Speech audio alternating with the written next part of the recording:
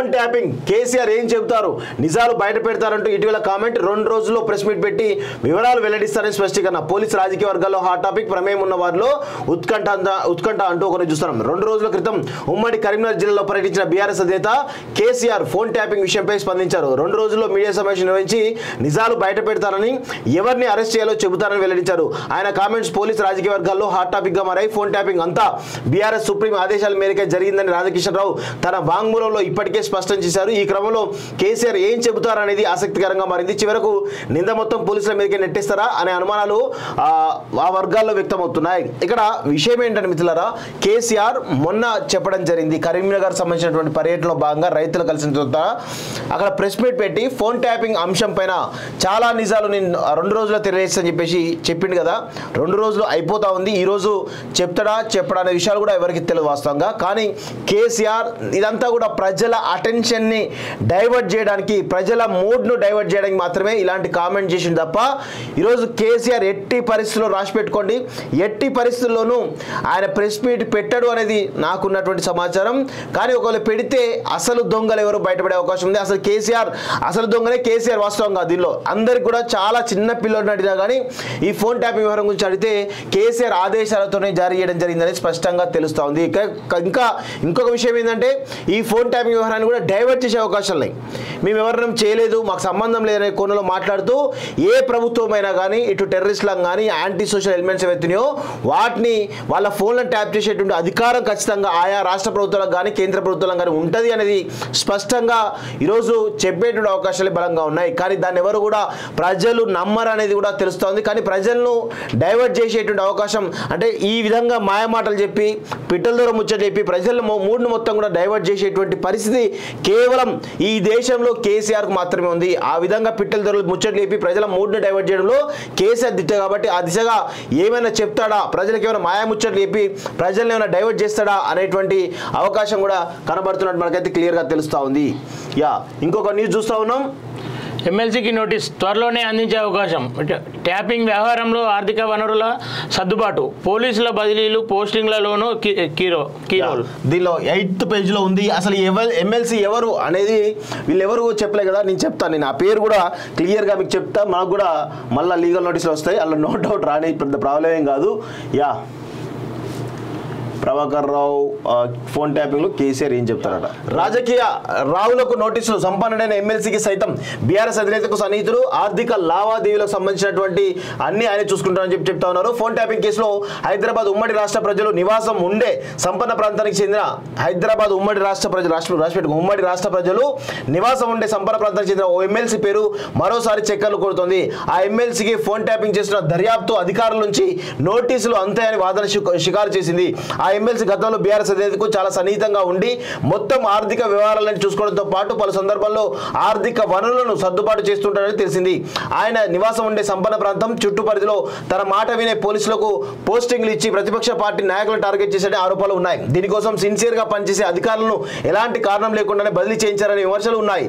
ఇలా అతని ద్వారా పోస్టింగ్లు పొందిన పోలీసు అధికారులు ఎన్నికల సమయంలో ప్రతిపక్ష పార్టీల నాయకుల నుంచి భారీగా డబ్బులు వసూలుకు పాల్పడి సహాయం చేస్తామంటూ వారి సీక్రెట్స్ లాగి ఆ ఎమ్మెల్సీకి అప్పచెప్పారని సమాచారం. సొంత పార్టీ వారిపైన ఆ ఎమ్మెల్సీ నజరు పెట్టి వారిని అదుపులో ఉంచాడని రాజకీయ వర్గంలో బహిరంగ చర్చ ఉంది.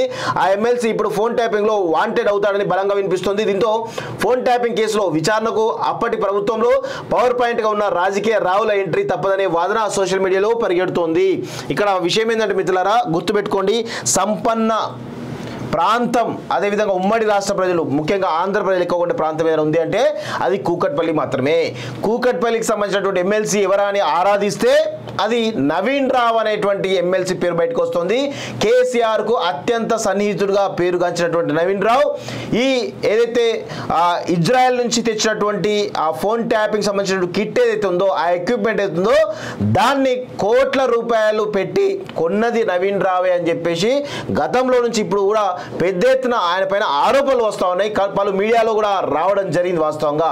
సో ఇప్పుడు ఈ మొత్తం వ్యవహారంలో ప్రణీత్ రావు ఇచ్చినటువంటి స్టేట్మెంట్లో ఈ ఎక్విప్మెంట్ ఏదైతుందో దానిలో భాగంగా ఎవరు కొన్నారు, ఆర్థిక లావాదేవీలు ఎవరు ఇచ్చారు అనేటువంటి దాంట్లో నవీన్ రావు పేరు బయటకు వస్తుంది. ఒకవేళ నవీన్ రావు పేరు బయటకు వస్తే కనుక ఈ యొక్క అంశం ఏదైతుందో ఈ ఇజ్రాయెల్ ఎక్విప్మెంట్ కొన్నటువంటి కోట్ల రూపాయలు వేసేటువంటి ఎక్విప్మెంట్ ఎలా కొన్నారు, ప్రభుత్వ అనుమతి తీసుకున్నారా, కేంద్ర హోంశాఖ అనుమతి తీసుకున్నారా అనేటువంటి వివరాలు తెలిసిన తర్వాత ఇమీడియట్ గా ఈడీ కూడా రంగంలోకి దిగేటువంటి అవకాశాలు అయితే ఉన్నాయి ఖచ్చితంగా. ఎందుకంటే నవీన్ రావు చేసినటువంటి పెద్ద ఎత్తున ఈ యొక్క గోల్మాల్ దందా అవుతుందో ఇది ఖచ్చితంగా పెద్ద ఎత్తున ఈరోజు నవీన్ రావు మెడకే కాదు, ఈరోజు కేటీఆర్ మెడకు, సంతోష్ రావు మెడకు, కేసీఆర్ మెడకు కూడా చుట్టుకునే అవకాశం అయితే బలంగా కనబడతా ఉంది. రాసి పెట్టుకోండి, నవీన్ రావు అరెస్ట్ తర్వాత చాలా పెద్ద పెద్ద తలకాయలు కూడా అరెస్ట్ కావడానికి స్కోప్ ఉంది. అది కూడా రేవంత్ రెడ్డి చిత్తశుద్ధి ఉంటే తప్ప ఈ అరెస్టులు ముందు కదలం అనేది స్పష్టంగా తెలుస్తూ ఉంది. ఒకవేళ బీఆర్ఎస్ తోటి కుమ్మక్కైతే కనుక ఈ అరెస్ట్ల పరంపర ఆగిపోతుంది, కేసు కూడా రేపు మాపో నీరు గారిపోయేటువంటి అవకాశం అయితే బలంగా ఉంది. లేదంటే రేవంత్ రెడ్డి చిత్తశుద్ధి కనుక తీసుకుంటే కనుక ఖచ్చితంగా ఏదో ఒక అంశంలో భాగంగా నవీన్ రావుతో పాటు సంతోష్ రావు, కేటీఆర్, కేసీఆర్ వీళ్ళందరూ కూడా అరెస్ట్ అయ్యేటువంటి అవకాశం అయితే బలంగా ఉన్నట్టు తెలుస్తా ఉంది. రేవంత్ రెడ్డి కూడా చాలా విషయాలలో డల్ అయిపోయింది కదా గతంలో చెప్పిన మాటలకు ఇప్పటికి. అవును, అసలు ఆయన పాలసీ విషయంలోనే చాలా సందర్భాల్లో ఈరోజు పాలసీలు ఎన్నో చెప్పిండు, కానీ అవన్నీ కూడా అమలయ్యే పరిస్థితి కనబడతలేదు వాస్తవంగా. నెక్స్ట్ అదే ప్రభాకర్ రావు టీంలో ఇద్దరు అప్రూవర్స్, అందుకే వారికి నోటీసులు ఇవ్వలేదా? ఓఎస్టీలు వారిద్దరు ఇంకా కంటిన్యూ. అంటే ప్రభాకర్ రావు టీంలో ఇద్దరు అప్రూవర్ అయిందని చెప్పేసి క్లియర్ గా తెలుస్తా ఉంది. సో అప్రూవర్ అయితే మాత్రం ఖచ్చితంగా ఇంకా చాలా విషయాలు కూడా బయటకు వచ్చే అవకాశాలు అయితే కనబడతా ఉన్నాయి. ప్రభాకర్ టీంలో ఇద్దరు అప్రూవర్స్, ఫోన్ ట్యాపింగ్ కేసులో దర్యాప్తు సరికొత్త మలుపులు తిరుగుతోంది. ఈ వ్యవహారంలో భాగస్వాములుగా ఆరోపణలు ఎదుర్కొంటున్న ఇద్దరు ఓఎస్టీ ఎస్ఐబి ఓఎస్డీలు ఇంతవరకు పోలీసుల ముందుకు రాకపోవడం, వారు ఇంకా ఓఎస్డీలుగా కొనసాగుతుందో పోలీసు వర్గాల్లోనే పెద్ద చర్చ నడుస్తోంది. ఈ ఇద్దరు విట్నెస్లుగా మారిపోవడంతో వారి మీద ఇన్వెస్టిగేషన్ అధికారులు ఫోకస్ పెట్టడం లేదని తెలుస్తుంది. అందుకే వారిని విచారణకు హాజరు కావాలని నోటీసులు ఇవ్వలేని సమాచారం. మరోవైపు మంగళవారం రాత్రి 11 గంటల సమయంలో ఒక ఓఎస్డీ బంజారాహిల్స్ పోలీసుల ఎదుట హాజరయ్యాడని మీడియాతో పాటు పోలీసుల్లో జోరుగా ప్రచారం జరిగింది. దర్యాప్తు చేసిన పోలీసు అధికారులు మాత్రం అతను రాలేదని తేల్చెప్పారు. అయితే రాధాకిషన్ రావు వాంగ్మూలంలో ఒక ఓఎస్డీ పేరు వచ్చినా అతన్ని ఇప్పటి వరకు పిలవలేదు, నోటీస్ జారీ చేయలేదు. దీంతో మధ్యవర్తుల ద్వారా ఆయన విట్నెస్ గా మారుతానే సంకేతాలు ఇవ్వడంతో అతని విషయంలో పోలీసులు సైలెంట్ అయ్యారనే ప్రచారం జరుగుతుంది. దర్యాప్తులో దూకుడు పెంచినట్టు చాలా క్లియర్ గా తెలుస్తోంది. కానీ ఆ దూకుడు కేవలం ఎన్నికల వరకేనా, ఎన్నికల్లో లబ్ధి పొందడానికేనా, లేకపోతే కేసీఆర్ ను కంప్లీట్ గా ఇందులో ఈ ఫోన్ ట్యాపింగ్ లో ప్రధాన ముద్దాయి అయినటువంటి కల్వకుంట్ల కుటుంబంలో ఉన్నటువంటి పలు వ్యక్తులను ఈరోజు అరెస్ట్ చేసేటువంటి అవకాశాలు ఉన్నాయా అనే కోణంలో కూడా ఈరోజు ప్రజలు ఆలోచించాల్సిన అవసరం అయితే పరిస్థితి కనబడతా ఉన్నట్టు మనకైతే క్లియర్ గా తెలుస్తూ ఉంది వాస్తవంగా. నెక్స్ట్ నిన్న బీఆర్ఎస్ను ఓడించాం, ఇక బీజేపీ వంతు అంటూ నిన్న జనజాతర సభ మళ్ళీ తుక్కుగూడలో జరిగింది. తెలుగులో కేంద్రానికి సంబంధించినటువంటి మొత్తం భారతదేశానికి సంబంధించినటువంటి కాంగ్రెస్ మేనిఫెస్టో ఉందో తెలుగులో రిలీజ్ చేసినట్టు అయితే క్లియర్గా తెలుస్తూ ఉంది. దీన్ని చాలా క్లియర్గా ఇది మేనిఫెస్టో కాదు, ప్రజల ఆత్మ.